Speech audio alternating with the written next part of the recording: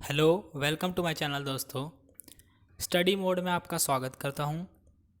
कल मैंने आपको बेसिक प्लस एडवांस ग्रामर का ही जो है उसके अंदर ही मैंने आपको एडजेक्टिव, डिटर्मिनर्स और एडजेक्टिव और डिटर्मिनर्स के बीच में जो है डिफरेंस जो है वो बताया था। उससे पिछले की क्लासों में हम नाउन कर चुके हैं, वर्ब थोड़ी सी हम समझ चुके हैं। अभी जो चीज़ें कर रहे हैं, ये मत सोचना कि एडवर्ब हमने अभी जो मैंने पढ़ाया उतनी ही एडवर्ब है।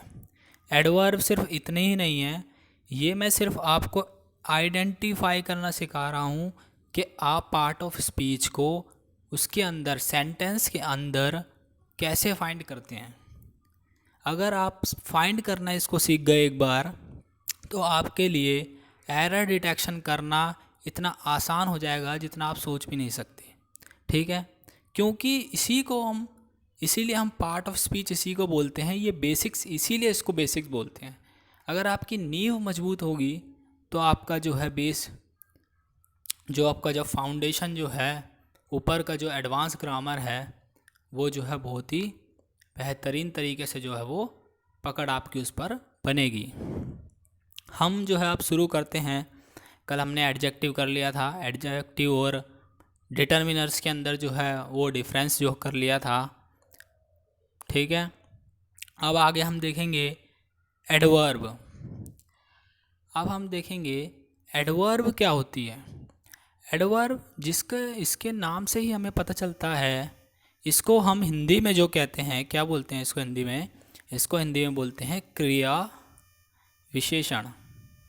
ठीक है, ये मैंने आपको समझने के लिए बताया है, क्रिया विशेषण। वैसे आप कभी भी कोई भी सेंटेंस लिखा हो, उसका कभी भी जो है हिंदी जो है ट्रांसलेशन करके ना देखे जा रहा, क्योंकि हिंदी में कई जो ट्रांसलेशन होती है कई सेंटेंस की, वो ट्रांसलेशन जो है हिंदी से कई बार जो है मैच नहीं होती। हिंदी में जो है वो सेंटेंस जो है, चाहे आप 3 तरह के सेंटेंस इंग्लिश में ले लें और एक एक तरह का सेंटेंस जो है हिंदी में ले लें, उसी तरह का वो 3 तरह के सेंटेंस से मैच हो जाएगा वो हिंदी का सेंटेंस।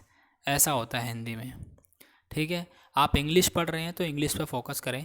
हम शुरू करते हैं अब ये वर्ब। ठीक है, एडवर्ब। ठीक है, ये है हमारी एडवर्ब। जैसे हम देख रहे हैं कि इसके जो वर्ड के अंदर ही, एडवर्ब के अंदर ही जो है वो वर्ब आ रखा है। तो आप इतना तो आप समझ ही गए होंगे कि ये जो है वो ये वर्ड से ही, वर्ब जो है उसी से रिलेटेड है। हम देखते हैं कि अब वर्ब, एडवर्ब को आप कैसे फाइंड करोगे। जैसे पिछले मैंने आपको फाइंड करना सिखाया है, कई सारी नाउन्स का फाउंड करना सिखाया है, फाइंड करना, वैसे ही हम जो है इसको फाइंड करेंगे एडवर्ब को। देखते हैं एडवर्ब में अगर आपको हाउ का, ठीक है, हाउ मतलब कैसा या कैसे। ठीक है, व्हेन, व्हेन मतलब कब। ठीक है, वेयर, वेयर मतलब कहाँ। ठीक है, आपको इन तीनों का आंसर अगर मिल रहा है किसी भी सेंटेंस में, इन तीनों में से किसी भी एक का या फिर तीनों का आंसर आपको मिल रहा है एक सेंटेंस के अंदर, तो मान लीजिए वो जो है एडवर्ब ही होगी।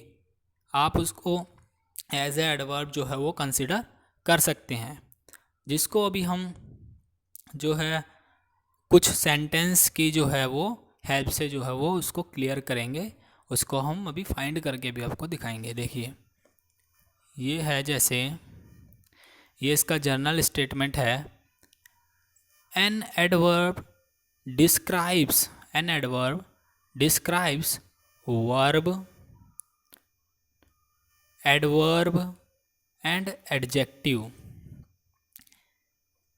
हमने बचपन में ज़्यादातर पढ़ा था कि ज़्यादातर बच्चे जो है यही जानते होंगे कि एडवर्ब जो है वो सिर्फ वर्ब को डिस्क्राइब करती है। ये नहीं, एडवर्ब जो है सिर्फ वर्ब को ही डिस्क्राइब नहीं करती, वो एक अनदर एडवर्ब को, अनदर मतलब अदर, एक अनदर, एक एडवर्ब जो आ गई है, वो एक एडवर्ब अपने सहाय दूसरी वाली जो सामने वाली है या कोई साइड में जो कोई भी एडवर्ब है उसको भी जो है डिस्क्राइब कर सकती है, ठीक है। और एडजेक्टिव को भी ये डिस्क्राइब करती है। ये शायद 2 पॉइंट जो है आपकी नॉलेज में कुछ नए होंगे, एडवर्ब और एडजेक्टिव, ठीक है।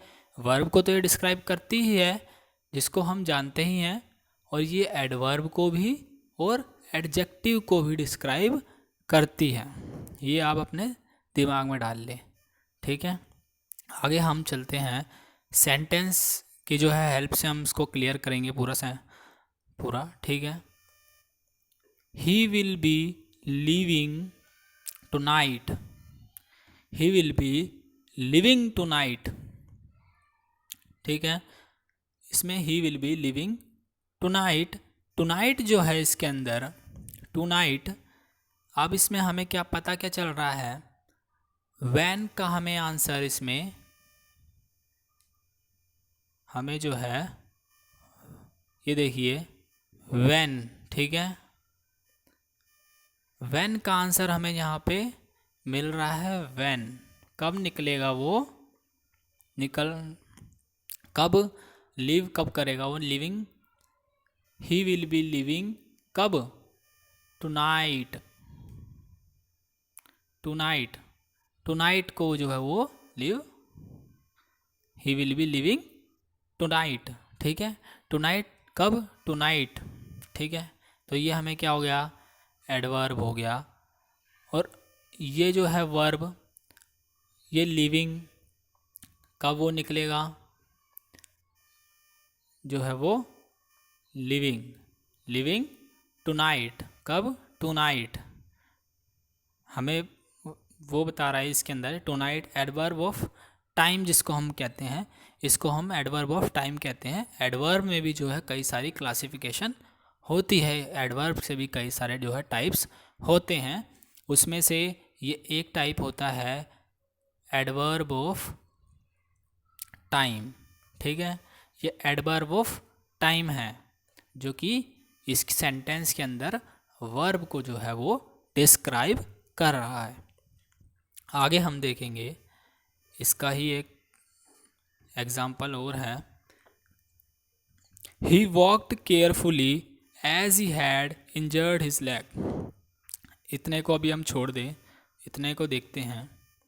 ही वॉकड केयरफुली, इसके अंदर क्या हो क्या रहा है ये देखिए आप, ही वॉकड केयरफुली, वॉकड इसके अंदर क्या है, ये गलत हो गया है यहाँ पे, टाइपिंग एरर है ये वर्ब है, ये इधर आना चाहिए था सब्जेक्ट, ठीक है। ये वर्ब है, इसको मैं अभी ठीक कर देता हूँ, ये है इसकी, ये वर्ब है इसकी, ठीक है।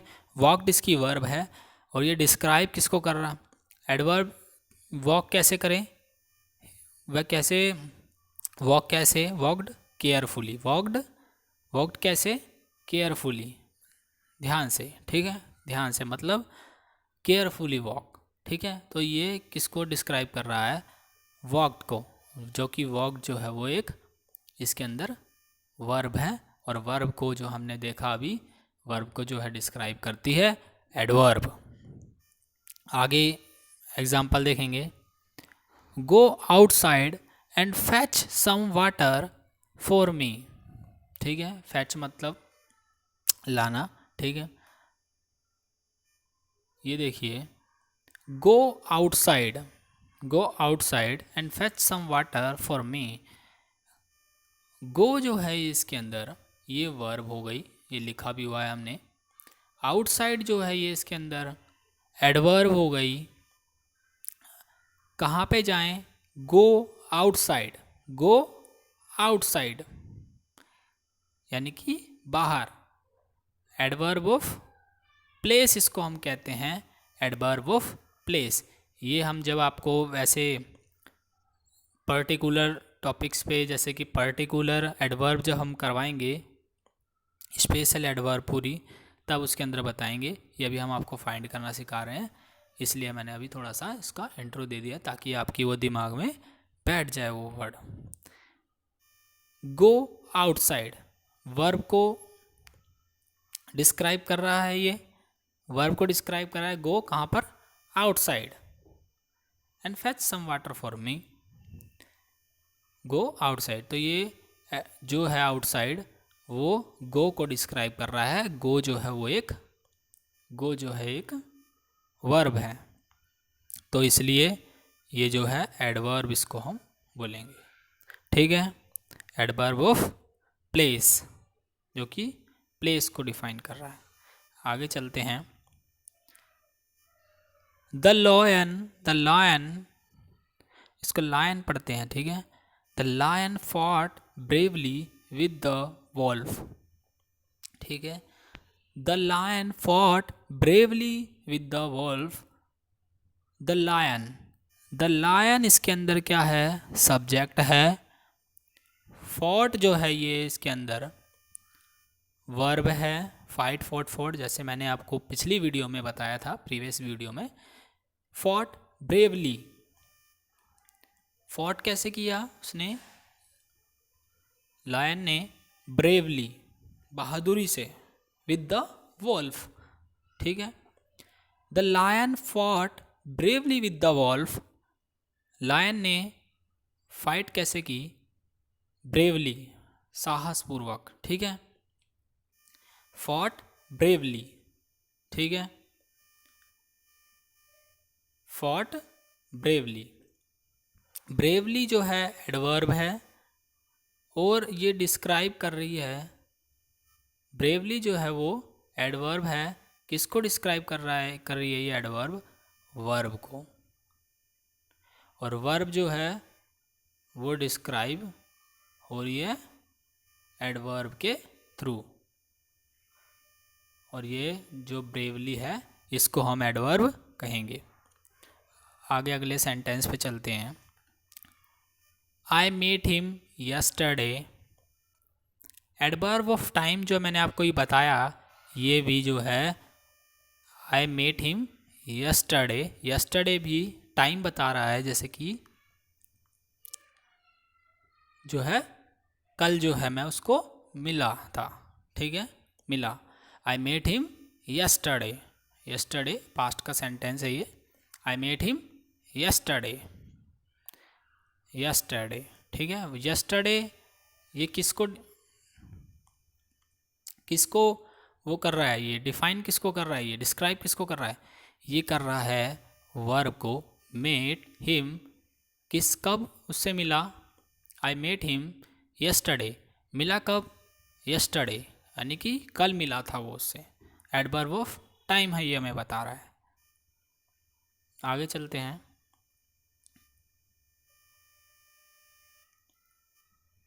ये जो है हमारा एडवर्ब, जितना हमें आइडेंटिफाई के लिए और वर्ब को जो है आइडेंटिफाई करने के लिए मैंडेटरी था, उसको हमने वो कर लिया है वहाँ तक।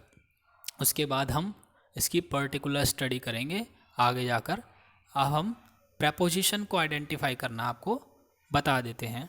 ये देखिए, प्रेपोजिशन जो है, प्रेपोजिशन, ठीक है, ये रिलेटिंग वर्ड्स होते हैं। Relating words, preposition is relating words used before noun and pronoun। noun और pronoun, noun से आप जो है वो पहले से ही जानते हैं, हमने वीडियो में बता दिया है। noun और pronoun को से जो है वो पहले जो है वो used before noun and pronoun, noun और pronoun से पहले इसका जो है यूज़ होता है प्रेपोजिशन का। जैसे कि हमें इस वर्ड से ही पता चल रहा है, प्री प्लस पोजीशन, यानी कि प्री प्लस पोजीशन मतलब पहले ये लगता है, प्री, ठीक है। इसको हम प्रीफिक्स होते हैं ये, ठीक है। प्री यानी कि पहले लगता है, पहले पोजीशन उसकी। इसको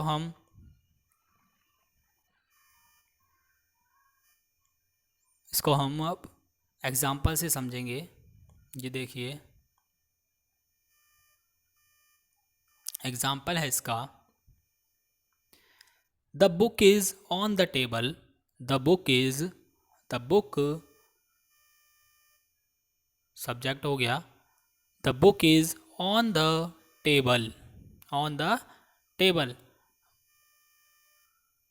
आपको आइडेंटिफाई करना नाउन हमने सिखा दिया है।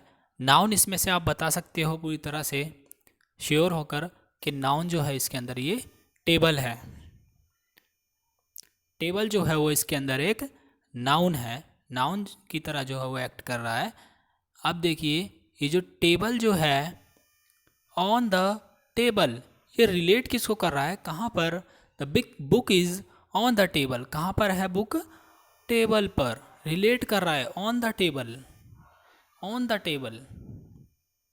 ये ऑन जो है टेबल को जो है वो रिलेट कर रहा है और टेबल जो है वो ऑन से रिलेट हो रहा है, ठीक है। The book is on the table, book कहाँ पर है, टेबल पर है, और ये नाउन है। और ग्रामेटिकल रूल से आप देखेंगे, ग्रामर का जो रूल है इसके अंदर, इसमें क्या होगा, टेबल हमने बताया कि नाउन और प्रोनाउन से पहले उसका यूज़ होता है, ये नाउन। इसके आप पहले देखोगे बिफोर नाउन ये ऑन आ गया, ऑन, ये मतलब प्रेपोजिशन है। आगे चलते हैं। The students are sitting in the room, ये उसी तरह का एक सेंटेंस है। इन जो है वो इसके अंदर प्रेपोजिशन है, रूम जो है वो नाउन है। ये नाउन क्यों है और ये प्रेपोजिशन क्यों है, देखिए हमने बताया कि नाउन से पहले प्रेपोजिशन आता है, ये आ गया प्रेपोजिशन नाउन से पहले, और ये रिलेट कर रहा है, इन जो है वो रिलेट कर रहा है रूम से। The students are sitting in the room, कहाँ पर बैठे हैं, रूम में, in the room, in the room में। तो ये क्या हो गया, ये हमारी प्रेपोजिशन हमने फाइंड कर ली यहाँ पर, ये ठीक है। आगे चलते हैं।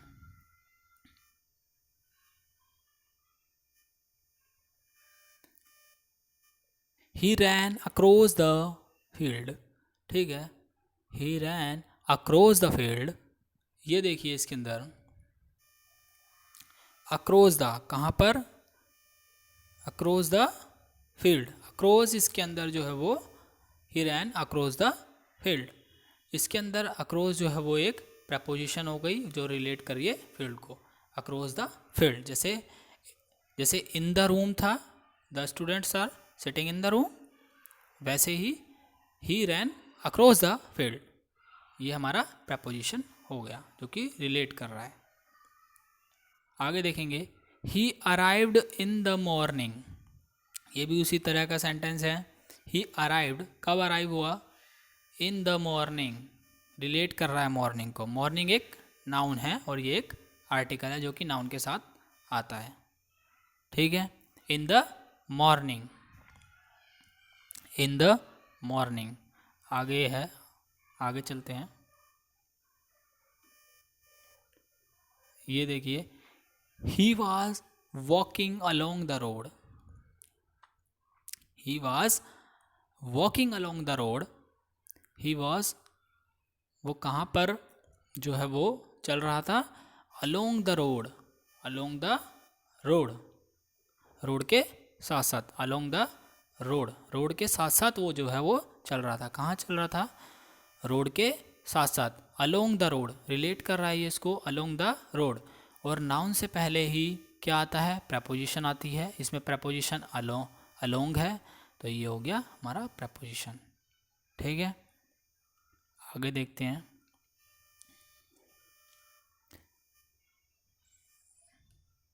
अब ये जो है प्रेपोजिशन को हमने पहले भी थोड़ा सा बता दिया था, और ये थोड़ा सा ही था जिसको सिर्फ हमें फाइंड करना अभी सीखना था। तो हम अब कंजंक्शन पे मूव करते हैं, और ये जो कंजंक्शन जो होती है इसका मैं अभी बेसिक जो है इंट्रोडक्शन यहाँ पर दूंगा अभी। ये देखिए, it joins, it joins, it joins words, ठीक है, phrases, clauses, sentences, it joins words, phrases, clauses and sentences.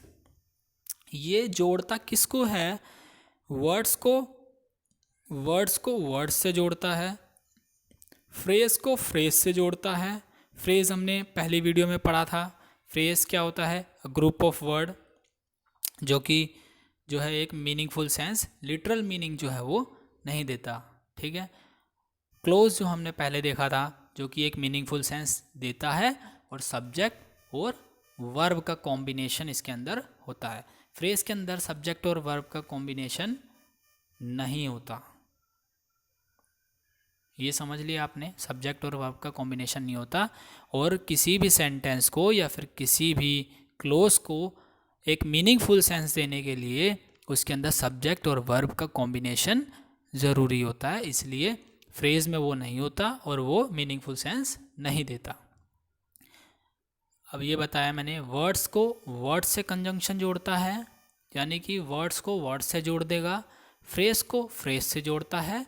Close को क्लोजेस से जोड़ता है, यानी कि सेम चीज़ों को जोड़ता है। ये दो कंजंक्शन के लेफ्ट में और इसके राइट में, लेफ्ट में भी इसमें जो है अगर क्लोज है तो यहाँ पर भी क्लोज होनी है। अगर यहाँ पर वर्ड्स है तो यहाँ पर भी वर्ड्स होगा। अगर यहाँ पर सेंटेंस है तो यहाँ पर भी सेंटेंस होगा। कंजंक्शन जो है एक तरह से इसको हम वफादार टॉपिक बोलते हैं एक तरह से, क्योंकि ये किसी भी दो अलग अलग चीज़ों को नहीं जोड़ता, दो अलग अलग पार्ट ऑफ स्पीच को नहीं जोड़ता। ये एक ही पार्ट ऑफ स्पीच को जोड़ता है ज़्यादातर। ये वर्ड्स को वर्ड से जोड़ देगा, फ्रेज को फ्रेज से जोड़ देगा, क्लोज को क्लोज से जोड़ देगा और वर्ब को वर्ब से भी ये जोड़ देता है। ठीक है। ये यानी कि इसका एक जो है एक कंक्लूज़न ये निकलता है कि कंजंक्शन जो है वो सेम पार्ट ऑफ या कि सेम जो है वो चीज़ों को जोड़ता है। वर्ड्स को वर्ड से, फ्रेज को फ्रेज से, क्लोज को क्लोज से, सेंटेंस को सेंटेंस से ही जोड़ता है, अलग अलग चीज़ों को नहीं जोड़ता। अगर वो अलग चीज़ों को जोड़ रहा है किसी सेंटेंस में तो वहाँ पर वो इनकरेक्ट है, उसको आपको करेक्ट करना पड़ेगा। और दूसरी तरफ भी जो है वो क्लोज है तो क्लोज जोड़नी पड़ेगी, अगर फ्रेज है तो फ्रेज जोड़ना पड़ेगा। ये इतना वफादार टॉपिक होता है कि ये जो है अगर वर्ब की फर्स्ट फॉर्म को ये जोड़ रहा है, अगर ये वर्ब की फर्स्ट फॉर्म को जोड़ता है तो दूसरी तरफ भी इसकी वर्ब की फर्स्ट फॉर्म ही होती है। ठीक है। इससे आप समझ सकते हैं कि क्लोज जो है वो कंजंक्शन जो है वो किसी भी अलग अलग चीज़ों को नहीं जोड़ता, सेम जो है चीज़ों को जोड़ता है, उसको जॉइन करता है, सेम चीज़ों को जॉइंस। ठीक है। It joins words, phrases, clauses and sentences. ठीक है। ये जो है वीडियो यहीं पर एंड होती है। कल हम फिर आएंगे आपके लिए एक नई वीडियो के साथ।